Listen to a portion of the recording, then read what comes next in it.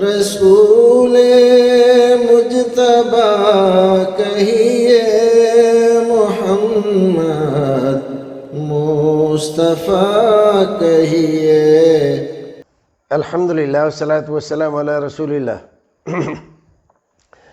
ناظرین، خیر مقدم ہے آپ کا کریم ٹی وی اردو میں۔ عبد المتین صاحب سنبھل یو پی سے سوال کرتے ہیں، کیا قبرستان میں جوتی پہن کر جانا درست ہے؟ دیکھیے، اس مسئلے میں تھوڑا سا تفصیل ہے۔ ایک ایسا قبرستان ہے جس کو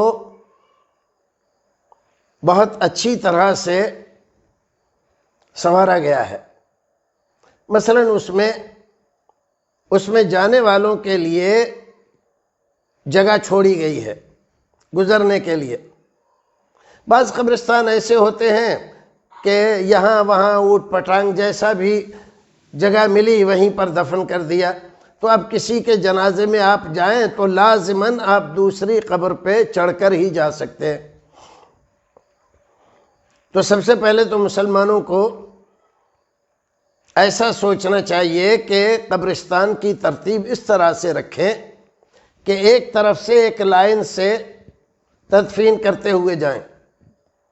جب وہ وہاں آخری دیوار تک پہنچ جائے تو پھر اس کے بعد تھوڑی جگہ چھوڑ کر پھر اس کے بعد وہاں سے لے کر آئیں، پھر یہاں تک چلی جائے۔ بیچ میں گزرنے کے لیے راستہ چھوڑنا چاہیے۔ جب ایسا قبرستان ہو اور اس میں جگہ چھوٹی ہوئی ہے اور کسی طرح کی کوئی پریشانی نہیں ہے تو آپ ایسے قبرستان میں جوتی چپل پہن کر ہرگز نہ جائیں۔ اب ایک قبرستان ایسا ہے کہ اس میں ایسے ہی بے ترتیب مردوں کو دفن کر دیا گیا ہے اور سارے قبرستان میں خاردار جھاڑیاں اگی ہوئی ہیں، ہر طرف کانٹے بکھرے ہوئے ہیں۔ ایسے میں اگر آدمی ننگے پیر جائے گا تو اس کا پیر زخمی ہو جائے گا، پیر میں کانٹے لگ جائیں گے۔ اس مجبوری اور پریشانی سے اگر وہ جوتے پہن کر چلا جاتا ہے تو امید ہے اللہ رب العزت اس کو معاف کر دے گا۔ ایک روایت ابو داؤد شریف میں آئی ہے، رسول اکرم نے ایک آدمی کو دیکھا قبرستان میں ایک خاص قسم کی جوتی، سبتی جس کو کہتے ہیں، وہ پہن کے جا رہا ہے، تو آپ نے اس کو ٹوکا، روکا اور کہا کہ اس کو نکال۔ محدثین کرام نے اس پر بڑی تشریحات کی ہیں۔